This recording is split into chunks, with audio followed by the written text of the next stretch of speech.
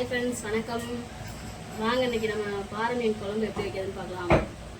பாருங்கள், வெங்காயம் தக்காளி எல்லாம் கட் பண்ணி எடுத்து வச்சுருக்கிறேன். இப்போ நம்ம மிக்சியில் பச்சையாகவே போட்டு அரைச்சிக்கலாம். இப்போ பாருங்கள், தேவையானதில் நம்ம எடுத்து வச்சுருக்கிறோம்.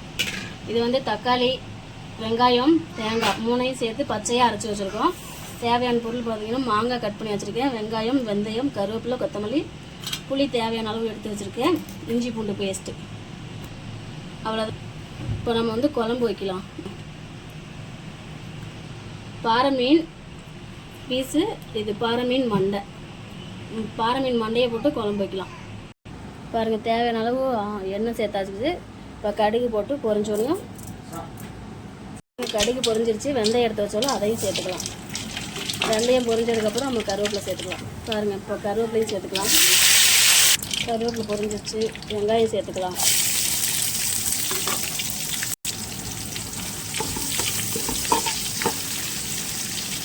வெங்காயம் வணங்கிடுச்சு. இப்போ நம்ம இஞ்சி பூண்டு பேஸ்ட்டையும் சேர்த்துக்கலாம். சேர்த்து நல்லா வணக்கிக்கலாம் அதையும். இப்போ வந்து நம்ம தேங்காய், தக்காளி, வெங்காயம்லாம் அரைச்சி வச்சுருக்கோம் பார்த்திங்களா, அதை சேர்த்துக்கலாம்.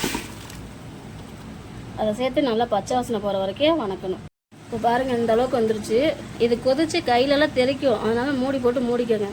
இந்த அளவுக்கு வந்துருச்சு. இப்போ வந்து மசாலா பாருங்கள், இது வந்து சாம்பார் தூள், மீன் மசாலா, மல்லித்தூள், இது வந்து மிளகாய் தூள், இது வந்து மஞ்சள் தூள். இப்போ இதை வந்து நம்ம போட்டு பச்சை வாசனை போகிற வரைக்கும் வதக்கிக்கணும்.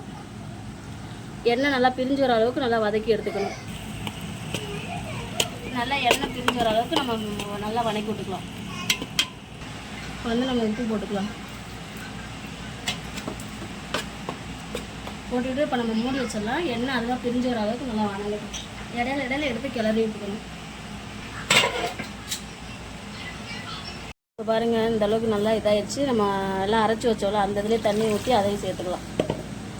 இப்போ வந்து நம்ம புளி கரைச்சி வச்சுருந்தோம் பார்த்திங்களா, அதையும் நம்ம சேர்த்துக்கலாம். சேர்த்துக்கிட்டு இதுக்கு தேவையான அளவு நம்ம தண்ணி எந்த அளவுக்கு வேணுமோ தண்ணி சேர்த்துக்கலாம். ரொம்பவும் தண்ணியாக வைக்க வேண்டாம், ஓரளவுக்கு தண்ணியாக வச்சோம்னா, தண்ணியாக இருந்ததுன்னா டேஸ்ட்டு மாறிடும். ஓரளவுக்கு திக்காகவே வச்சுக்கலாம். இதில் வந்து நம்ம இன்னும் கொஞ்சம் தண்ணி ஊற்றிக்கலாம்.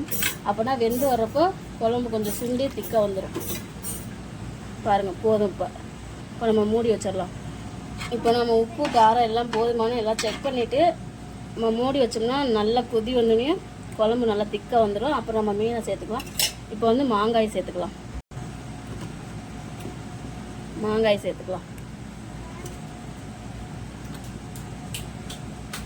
சேர்த்துட்டு நம்ம இப்போ வந்து மூடி வச்சுக்கலாம். நல்லா கொதிச்சு வரட்டும். பாருங்கள், குழம்பு நல்லா இப்போ கொதிச்சு வந்துருச்சு. இப்போ வந்து நம்ம மீனை சேர்த்துக்கலாம்.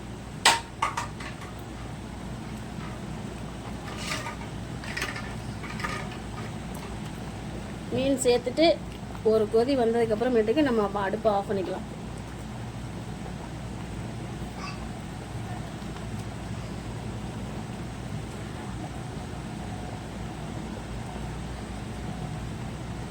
மண்டை போட்டாச்சு. இப்போ வந்து பீஸை சேர்த்துக்கலாம். ஒரு 4 பீஸு 5 பீஸ் சேர்த்துருக்கேன். 5 பீஸ் எடுத்து வச்சுருக்கேன், அதையும் சேர்த்துக்கலாம். இப்போ வந்து நம்ம குழம்பு மூடி வச்சோம்னா ஒரு கொதி வந்தோடனே அடுப்பை ஆஃப் பண்ணிடலாம். தான் பாருங்கள், குழம்பு நல்லா கொதிச்சு வந்துருச்சு. இப்போ வந்து நம்ம கொத்தமல்லியை தூவிட்டு நம்ம அடுப்பை ஆஃப் பண்ணிக்கலாம். பாருங்கள், சூப்பரான மீன் குழம்பு ரெடி. ஆயிடுச்சு. கண்டிப்பாக நீங்களும் இதே மாதிரி செஞ்சு சாப்பிடுங்க. ரொம்ப டேஸ்ட்டாக இருக்கும். செஞ்சு ஒரு 1/2 மணி நேரம் கழிச்சு இந்த குழம்பு ஊற்றி சாப்பிட்டோம்னா அந்த மீன் நல்லா குழம்புல ஊறி செம்மையாக இருக்கும். ஒரு டைம் ட்ரை பண்ணிங்கன்னா அதுக்கப்புறம் நீங்கள் இதே மாதிரி தான் ட்ரை பண்ணுவீங்க. கண்டிப்பாக இந்த மாதிரி மீன் குழம்பு வச்சு பாருங்கள். ட்ரை பண்ணி பார்த்துட்டு வீடியோவில் எப்படி இருக்குன்னு சொல்லிட்டு கமெண்ட் பண்ணுங்கள். ஓகே, பாய்.